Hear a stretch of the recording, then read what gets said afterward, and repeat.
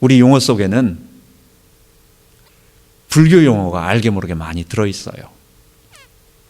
우리 한국 사람들 말 속에는 많은 용어가 있잖아요.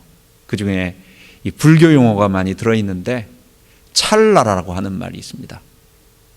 내가 문을 여는 찰나에 갑자기 뒤에서 누가 부르는 소리를 듣고 이 찰나는 눈 깜짝할 새라고 우리말로 번역을 합니다. 이게 불교의 용어입니다. 산스크리트어로 음역으로 한 그냥 그것입니다. 짧은 시간, 그래서 우리는 가장 짧은 시간을 우리 순수한 우리말로는 눈을 깜짝하는 것이 순간 가장 짧으니까 그렇게 표현을 하는 거죠. 우리 점심이라는 말도 우리가 많이 쓰고 있습니다. 점심이라고 하는 것은 글자 그대로 점점자에다가 마음 심자입니다. 선승, 참선을 하고 수행을 하는 승려들이 이제 배가 수행을 하다가 허기가 질 때 마음에 점을 찍듯이 하나 잠깐 간단하게 먹는 식사를 점심이라고 말하는 겁니다. 이판사판, 손 걷어붙이고 싸우는 거 있죠. 이판사판이다. 절에는 진리를 갖다가 계속 도를 닦는 실제 참선을 하는 수행승, 이승이 있고, 그리고 또 절의 일들을 맡는 사승이 있습니다. 사판승이 있습니다. 그러니까 이들은 정치하고 행정하는 사람들이에요. 그러니까 이판승과 사판승의 사이가 좋지가 않아요. 그래서 둘이 만나면 맨날 으르렁거리고 싸우는 거예요. 이처럼 우리말 속에는 많은 불교적인 용어들이 들어있지만 이 타락이라고 하는 말은 아주 성경적이고, 그리고 이 성경의 의미를 가장 잘 표현한 의미입니다. 타자는 떨어질 타자, 락자도 떨어질 락자입니다. 둘 다 떨어졌다라는 거예요.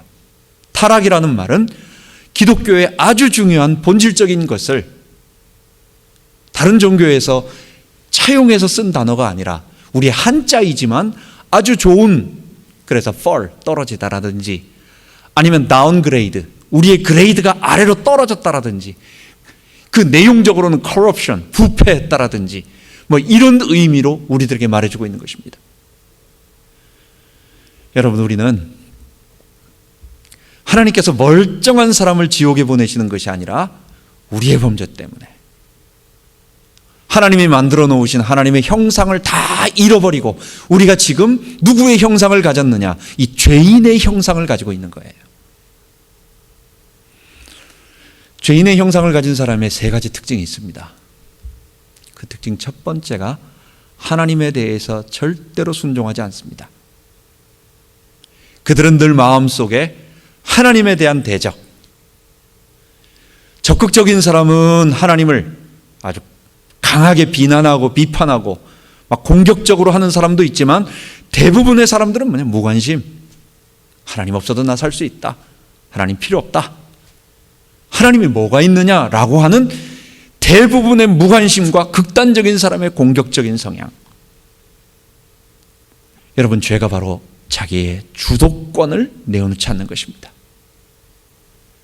죄인의 형상을 가진 사람들의 첫 번째 특징은 하나님에 대한 불순종, 절대로 자기 주도권을 내주지 않고 하나님도 자기가 지배하려고 하는 그런 성향을 가진 사람들. 두 번째 이 죄인의 형상을 가진 사람은 그래서 절대적인 자기 사랑을 하는 것입니다. 자기만 사랑하는 것입니다. 하나님의 형상을 가진 사람은 하나님께 순종하고, 그리고 내 이웃을 내 몸과 같이, 심지어 피조물조차도 나의 사랑하는, 또 하나님이 만드신 이 아름다운 피조세계이기 때문에, 내 것이 아니기 때문에 내가 잘 관리하고 보존하고 이것의 질서를 잘 이루어서 하나님께 영광 돌려야지라고 하는 그런 마음을 갖게 돼요. 그런데 죄인의 형상을 가진 사람, 나의 주도권을 내어놓지 않고 내가 주인 되겠다고 하는 사람은 자기만 사랑하는 거예요. 그래서 하나님도 사랑하지 않고 내 이웃도 사랑하지 않고 심지어 모든 세상 만물조차 사랑하지 않고 오직 자기, 오직 나 자신. 그렇기 때문에 그 사람은 어떻게 되겠습니까? 하나님의 의의가 없어지는 것입니다. 지난주에 말씀드린 것처럼 헤르만 바빙크 목사님, 박사님이 말한 것처럼 우리가 성령으로 말미암아 거듭난 새로운 사람들에게는 의와 진리와 거룩으로 지으심을 받은 새 사람이라고 말하고 있습니다. 그럼 새 사람 아닌 옛 사람은 뭐예요? 그게 없는 거예요. 우리에게는 의도 없고 우리에게는 진리도 없고 우리에게는 거룩함도 없고 이게 바로 하나님의 형상을 다 잃어버린 것입니다. 그래서 우리의 모습이 다 비틀어지고 삐뚤어지고 마치 영화에서 나오는 좀비들. 전 좀비 영화 참 싫어합니다.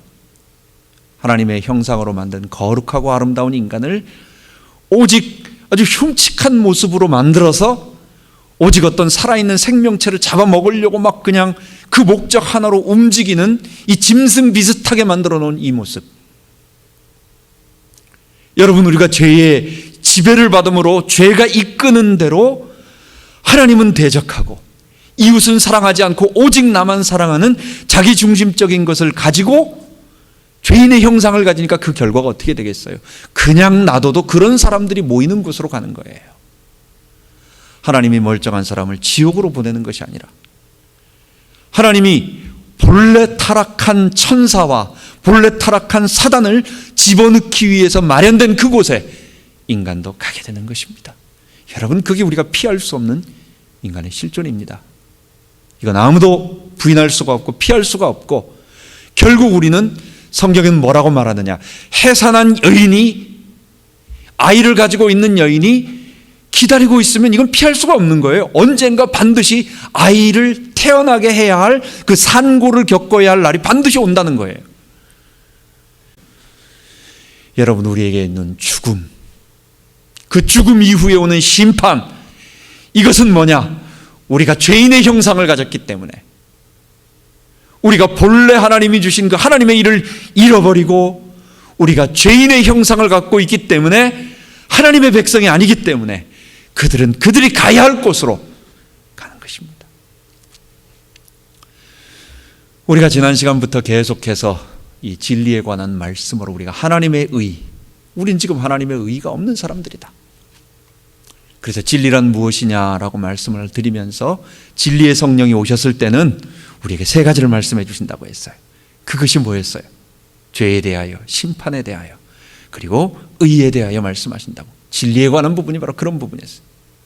두 번째, 그럼 우리가 어떻게 의로워질 수 있느냐라고 할 때에 결국은 하나님께서 주시는 의, 그 하나님의 의를 붙잡아야 된다. 둘째 시간에 말씀드렸습니다. 세 번째, 우리를 의롭게 하시기 위하여 그리스도께서, 결국은 그리스도의 십자가는 나를 의롭게 하시기 위한 하나님의 사건이었다라는 것. 그리고 마지막으로 네 번째 시간에는 우리가 하나님의 의를 받으면 우리 구원이라고 하는 것이 그냥 천국에 홀짝, 마치 야구장에 정문으로 들어가지 않고 담 넘어서 옛날에 학교 운동 시합할 때 담 넘어 들어가가지고 아무데나 자리 깔고 앉아있으면 되는 것처럼, 천국은 내가 몰래 살짝 들어가도 되는 곳이 아니라 하나님의 의를 가져서 변화되고 하나님의 의의 모습이 내게, 하나님의 의의 형상이 회복되어져 있는 그 생명이 있는 사람만 들어갈 수 있는 거예요. 그래서 구원받으면, 하나님의 의를 받으면 우리에게 본래 하나님의 형상이 회복되어진다는 말씀을 드렸습니다. 이번 주는 뭐냐? 그러면 그 하나님의 형상이 어디, 그 하나님의 의가 어디 있냐라는 거예요. 이제 서서히 우리가 핵심적인 부분으로 들어가는 것입니다. 그게 복음에 나타나 있다는 것입니다. 오늘 읽은 본문에 보면 복음에는 하나님의 의가 나타나서, 여러분, 복음은 뭡니까? 우리가 많이 들어봤을 거예요. 복음은 뭐냐? 고린도전서 15장 1절부터 4절까지 보면, 형제들아, 내가 너희에게 전한 복음을 너희에게 알게 하노니, 너희에게 알게 하노니 이는 너희가 받은 것이요 또 그 가운데 선 것이라. 바울이 고린도에 있는 성도들에게 내가 너희들에게 복음을 옛날에 전했대요. 그리고 그것은 이미 지금 너희들이 잘 믿고 있는데, 그런데 그 복음에 대한 내용을 설명하면서 3절에 뭐라고 말하느냐? 내가 받은 것을 먼저 너희에게 전하였노니 이는 성경대로 그리스도께서 우리 죄를 위하여 죽으시고 성경대로 다시 사흘 만에 살아나사 그리스도께서 우리 죄를 위하여 죽으시고 그리스도께서 성경대로 사흘 만에 다시 살아나셨다는, 십자가에서 우리 죄를 위하여 죽으시고 그리스도께서 사흘 만에 다시 살아나시는 이 놀라운 십자가 사건, 그걸 복음이라고 말하는 거예요. 물론 그것을 통해서 우리가 얻어지는 하나님의 구원 사건, 그 내용에 대한 이야기겠지요. 여러분, 예수님이 내 죄를 위하여 죽으시고 예수님이 나를 위하여 피 흘려 죽으신 그 죽음의 사건과 부활하신 사건, 여러분, 이건 우리의 정신 속에, 우리의 마음 속에, 우리의 생각 속에 일어나는 그런 하나의 추상적인 어떤 역사가 아닙니다. 실제로 2000년 전에 이스라엘 땅 예루살렘과 그리고 그 갈보리라고 하는 언덕 동산에서, 바로 그 골고다 언덕에서 실제로 일어났던 한 번의 사건이에요. 하나님께서 그 아들을 이 땅에 보내셔서 우리 대신 십자가에서 죽으시고, 그리고 그 죽으셨던 그 예수님의 죽음이 우리 죄를 위한 죽음이었고 예수 자신의 죽음이 아니었기 때문에, 예수가 죄인이어서 죽은 것이 아니라 우리 죄를 위한 죽음이었다는 것을 말씀해 주시기 위해서 그분이 다시 하나님께서 죽음 가운데서 일으키시고, 그래서 예수를 따르는 자들이 모두 살아날 수 있는 길을 여시고 하나님께서 그 일을 이루어 주셨다는 것입니다. 그게 우리 기독교의 역사예요. 그게 우리 기독교의, 우리의 가르침의 핵심적인 진리고 우리가 믿고 따르는 생명의 길인 것입니다. 오늘 바울은 이 복음, 그 예수님이 내 죄를 위해 죽으시고 부활하셨다라는 이 사건 속에서 크게 두 가지로 하나님의 의에 대한 이야기를 하고 있습니다. 복음에는 하나님의 의가 나타나서, 여러분, 의로움이라고 하는 말은 무슨 말입니까? 의로운 말, 의롭다라는 말. 이것은 예수님께서 피 흘리신 십자가 사건을 통해서 내 죄를 다 용서해 주셨다는 말입니다. 근데 이 말이 좀 이상해요. 가만 생각해 보면 좀 이상하다고요. 죄 지은 사람의 죄를 용서한다라는 것이 하나님이 의롭대요. 이 말이 좀 이상하지 않아요? 우리가 얼핏 생각할 때 죄 지은 사람에게 죄값을 치르게 해서 그를 혼내줬다, 이게 의로운 거죠. 이게 공의로운 거죠. 근데 죄 지은 사람을 그냥 죄 용서해 줬다, 이게 공의롭다라는 거예요. 여러분, 우리는 착각하기 쉽습니다. 죄 용서는 그냥 죄 용서가 아닙니다. 죄 용서는 아무것도 아닌데 용서하는 게 아닙니다. 우리 우슨 하이스쿨 앞에 그 사거리에 얼마 전부터 이 신호등 빨간불 지나갈 때 번쩍하고 들어와서 그 스티커 나오는 그 벌칙금을 납부하는 그걸 만들어 놨어요. 그리고 지나가다가 새벽기도나 아니면 어떨 때 가다 보면 번쩍번쩍하면, 아, 저 사람 얼마짜리 끊었네, 이렇게 얘기합니다. 여러분, 공의롭다라는 말이 뭡니까? 카운티에서 내가 잘못하고 번쩍 찍힌 그걸 보고 몰래 나 아는 사람이니까 요 번호를 살짝 없애가지고 지워가지고 나에게 벌 안 받도록, 범칙금 한 100불 정도 내지 않도록 나에게 이렇게 살짝 내 아는 사람이 그렇게 해줬다. 이건 공의로운 게 아니에요. 이건 악한 거죠. 공의롭다라는 말이 뭡니까? 카운티에 담당하는 그 사람이 내 대신 자기 100불을 내서 내 값을 치러주고, 그리고 다 돈 값을 지불한 증서를 나한테 주면서 너는 안 내도 된다, 이렇게 말할 때 공의가 되는 거예요.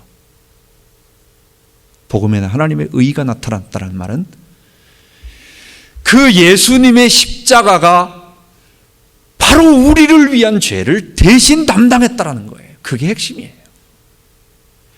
우리를 죄 용서하는데 공짜로 해줬다, 너는 공짜다, 이게 핵심이 아니라 우리 죄 용서 받는 근거는 그분이 십자가에서 내 죄를 친히 담당하시고, 친히 담당하셨다라는 뭡니까? 하나님이 죄 없는 또 하나의 죄 없는 사람을 만들어서 대신 담당시킨 것이 아니라 하나님 자신이 성삼위 하나님 중에 제 2위 되시는 아들 되시는 성자 예수 그리스도께서 이 땅에 육체가 되셔서 담당하셔서 죽으셨기 때문에 하나님이 친히 내 죄를 담당해 주신 거예요. 여러분, 그래서 공의로운 거예요. 우리 하나님이 공의로운 거예요. 대주제 만유의 주제께서 이 십자가를 보면 모든 피조물들이 하나님은 저 범죄한 인간을 구원하기 위해서 그냥 말로 한 것이 아니라 실제로 자기가 자기의 사랑하는 아들 또는 성삼위 하나님의 제2위 되시는 성자께서 친히 피값을 흘려 죽으시고 그리고 그 죽은 죄값을 다 치루심으로 말미암아 그를 믿고 그와 함께 연합되고 앞으로 계속 나올 얘기입니다. 그를 믿는 자들에게 이 구원을 선물로 주셨구나. 그러니까 하나님이 공의로운 거예요. 여러분, 이렇게 하나님의 의를 받은 자들은 예수의 십자가의 피를 믿고 그분 앞에 감격하는 자들은 우리 안에 하나님의 성령이 거하셔서 맨 마지막에 우리가 어디서 하나님의 의의 심판대 앞에 다 서게 됩니다. 우리는 다 서게 돼요. 피할 수 없이 서게 됩니다. 그 마지막 심판대 앞에서 하나님께서 이 사람은 예수의 피를 의지했던 사람들입니다. 여러분, 우리가 은행 기록만 해도요, 뒤져보면 몇 날 몇 시 몇 초에 내가 어느 지점에서 얼마를 인출했다는 것이 아마 그 통장 만들어진 다음부터 지금까지 아마 계속 있을 겁니다. 우리는 다 잊어버리고 그런 일 잊어버렸는데도 기록이 다 남아요.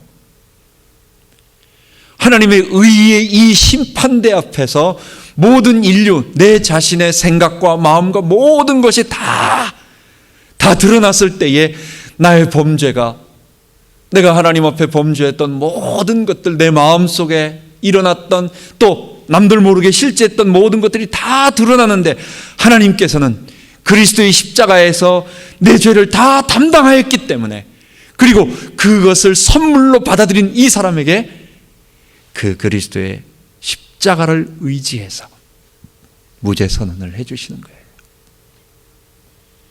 이 사람은 자기의 능력이 없음을 알고 자기 스스로 구원받을 수 없음을 알고 예수의 피를 의지했다는 것. 그래서 예수의 피를 의지해서 그 앞에 회개하고 나와서 그분을 믿고 따라갔다는 것. 그게 구원의 근거가 되는 것입니다. 죄의 용서받는 것입니다. 두 번째로 하나님이 의롭다라고 하는 것은 이 구약적인 의미가 있습니다. 우리 구약의 이 조금 어려운 말이지만은 이 성경에 나오는 이 의롭다라고 하는 말이 헬라어로는 디카이오시네라고 말하고 또는 히브리어로는 체데크라고 말합니다. 둘 다 옳다, 맞다, 또 정의롭다 뭐 이런 얘기입니다. 그런데 구약에서 이 옳다라고 하는 말을 쓸 때, 이 의롭다라는 말을 쓸 때는 이거는 언약적인 얘기를 할 때 쓰는 거예요. 즉 나하고 누구하고 약속을 맺었어요. 근데 이 사람 관계 속에서 서로 약속을 지키는 걸 옳다, 체데크, 헬라어로 번역한다면 디카이오시네라고 말하는 것입니다. 그 대표적인 것이 가장 포멀한 대표적인 예가 창세기 38장에 나오는 다말 이야기입니다. 유다가 아들이 셋이 있었습니다. 엘과 오난과 그 다음 셀라라는 아들이 있었습니다. 근데 첫째 아들이 다말과 결혼을 했는데 무슨 일을 했는지는 모르지만 여호와 앞에 악을 행했어요. 그래서 첫째 아들 엘이 죽습니다. 둘째 아들을 이제 다말에게 주어서 다말에게 그 고엘의 역할을, 기업을 물을 수 있도록 해주려고 했는데 이 오난이 악한 동기를 가지고 자기가 형수에게 아이를 낳아주면 이 형이 가지고 있던 모든 재산은 누구의 것이 되느냐? 다 이 다말과 그의 아들이 되는 거예요. 그러니까 오난이 악한 일을 하는 것입니다. 그 일을 거부하는 것입니다. 그건 악한 일이었어요. 그래서 하나님이 오난도 죽이십니다. 이것을 보니까 유다가 다말을 보고 안 되겠다. 첫째 아들도 죽고 둘째 아들도 죽었으니까 셋째 아들까지 죽으면 안 되겠다 해가지고 놔두는 거예요. 그런데 이때 다말이 다른 일을 하는 것입니다. 그게 뭐냐면 변장을 해서 그 다음에 유다와의 관계를 통해서 아이를 낳게 됩니다. 나중에 이제 혼자 수절하고 살고 있는 다말이 아이를 가졌다라고 하는 이 모습을 보니까 이상하잖아요. 이건 분명히 뭔 일이 있었던 거예요. 그러니까 유다가 죽이려고 하는데 그때 이 모든 이야기를 합니다. 그게 바로 당신 유다가 한 일이었다. 유다와의 어떤 일 속에서 이루어진 일이었다고 다말이 얘기하니까 26절에 창세기 38장 26절에 하는 얘기가 그는 나보다 옳도다. 다말이 자기보다 옳다라는 거예요. 디카유시네 체데크. 여러분 이 말이 무슨 말이에요? 나는 하나님께서 하신 그 약속을 지키지 아니하고 나는 이것을 피해서 내 아들 셋째 아들도 죽으면 안 된다고 해가지고 다말을 그냥 혼자 내어버리려고 했지만 그는 이 약속을 알고 끝까지 이를 이루려고 했다 하기 때문에 언약을 끝까지 신실하게 지키려고 했다는 것이 옳다라는 거예요. 복음에는 하나님의 의가 나타나서 여러분 우리가 하나님과 우리가 약속을 맺었습니다. 나는 하나님의 백성이 되고 하나님은 내 하나님이 되고 그럼 백성 우리는 뭘 하는 거예요? 우리는 하나님을 순종하고 하나님께 섬기는 것입니다. 하나님을 봉사하는 것입니다. 그러니까 하나님은 우리를 보호해 주시고 사랑해 주시는 거예요. 이걸 언약이라고 말해요. 나는 너희 하나님이 되고 너희는 내 백성이 될 것이다. 여러분 약속 중에 둘 중에 하나가 파기했어요. 한 사람이 파기를 했어요. 이 약속을 안 지켰어요. 여러분 그럼 다른 사람이 약속 지킬 의무가 있습니까? 없죠. 내가 약속을 지키지 않으면 저 사람도 나에게 약속 지키지 않아도 되는 게 일반적인 얘기인데 구약의 얘기, 하나님의 의라고 하는 것은 무슨 얘기냐 이 얘기예요. 그것은 바로 우리는 범죄에서 하나님의 백성으로서의 마땅히 순종하며 살지 않았는데 우린 죄의 형상, 죄인의 형상을 가지고 하나님을 대적하는 사람들이었는데 하나님께서는 우리의 하나님이 되어주시겠다고 약속하신 그 약속을 죄인인 우리임에도 불구하고 끝까지 지켜주신다는 거예요. 그게 첫 번째 법정적으로 무죄 선언, 죄 용서해 주신다는 의미 속에 들어있기도 하고 또 하나는 우리는 범죄했지만 지금 우리를 이 죄 가운데서 이겨낼 수 있도록 하나님 백성 삼아주신다라고 하는 결국은 이건 뭘로 나타나겠습니까? 십자가를 의지하고 그분 앞에 나와서 우리가 다음 시간에 들을 믿음과 회개를 통해서 변화된 사람 속에 죄 용서해 주실 뿐만 아니라 하나님은 지금 우리 안에 성령으로 거하셔서 우리를 지금 하나님의 백성으로 만들어 주신다는 거예요. 여러분 십자가가 놀라운 사랑입니다. 다른 복음이 없어요. 하나님께서 죄인된 우리를 위하여 우리의 행한 바 의로운 행위 어떤 것도 보지 아니하시고 우리가 하나님 앞에 공로를 쌓을 수도 없고 그분 앞에 어떤 대단한 것을 할 수도 없음에도 불구하고 하나님은 그 아들 예수 그리스도를 내 죄를 위하여 친히 피 흘려 죽으시고 그리고 그 죽으심을 우리의 모든 죄값으로 인정하시고 그리고 이제는 그 예수의 피를 마음으로 받아들인 사람에게 성령으로 거하셔서 그분이 우리 안에 이제는 의가 되셔서 우리를 새롭게 만들어 가시고 그래서 이제는 우리가 어떻게 되어 가느냐? 우리가 잃어버렸던 하나님의 의를 점점 회복해 가는 거예요. 다운그레이드 되어 있던 우리의 모든 모습들, 처음 하나님이 우리에게 주셨던 의와 거룩, 진리, 하나님을 아는 바른 지식을 진리라고 말합니다. 이런 지식들이 다 왜곡되고 뒤틀어져 있던 우리의 모든 심성, 외모, 모습 이런 것들이 점점 변화되어 가는 것입니다. 여러분 그러다가 우리가 어디로 가겠어요? 하나님의 백성이 이렇게 살다 우리 하나님 나라 가는 거예요. 그래서 예수의 십자가에 나타난 그 놀라운 복음 속에는 하나님의 의가 두 가지로 나타나는데, 첫 번째는 마지막 심판날에 그리스도의 십자가의 보혈로 말미암아 그걸 근거로 해서 우리를 무죄 선언해 주시고, 법정적으로 무죄, 죄 없다 용서해 주시고, 두 번째는 지나간 모든 죄를 용서해 주셨을 뿐만 아니라 지금 우리 안에 거하셔서, 성령의 역사예요. 성령께서 우리를 의롭도록 변화시켜 가시고 새로워가게 만드시고, 그리고 하나님을 바라보고 사모하고 앙망하며 나갈 수 있도록 우리를 새롭게 만들어 가신다는 거예요. 그게 복음에 나타나 있다는 거예요.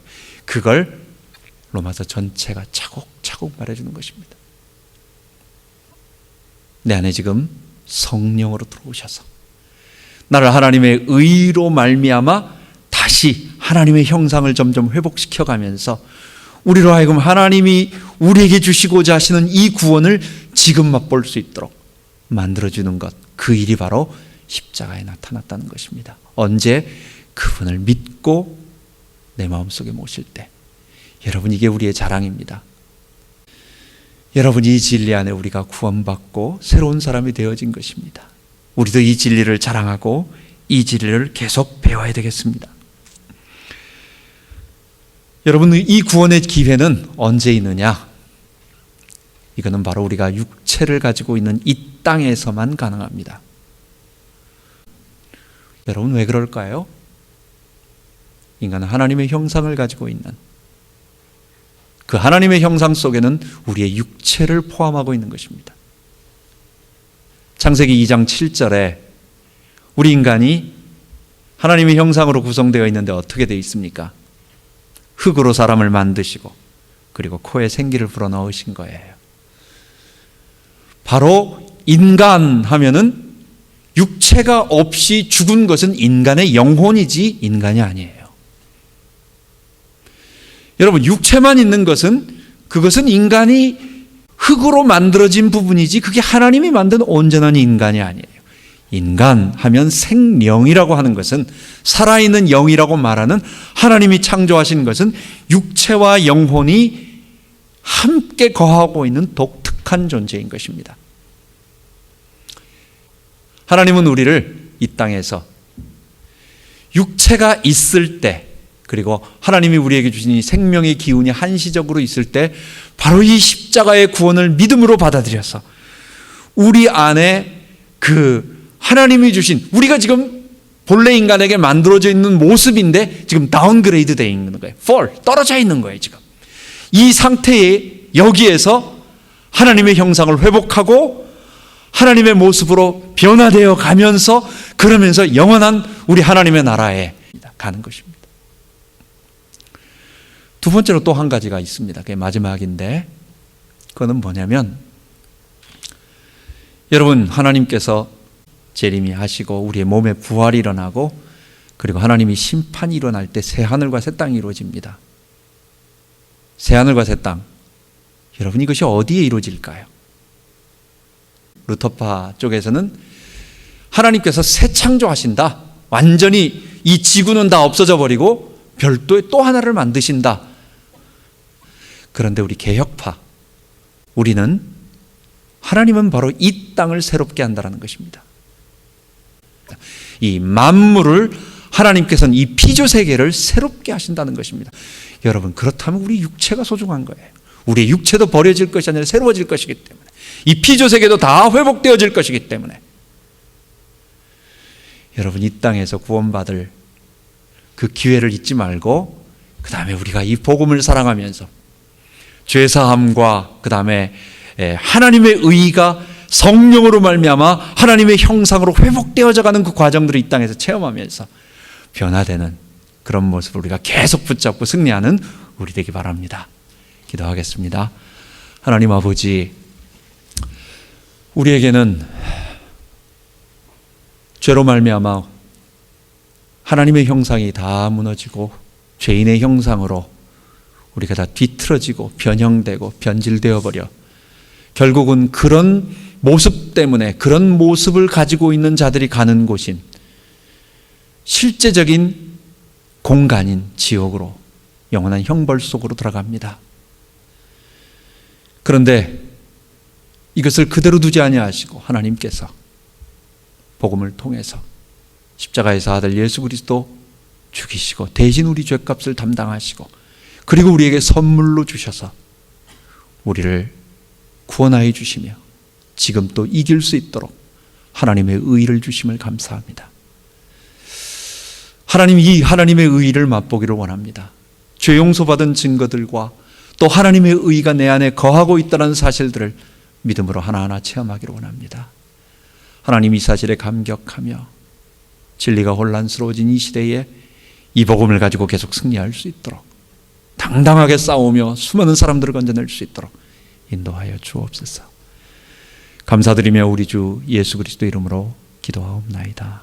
아멘.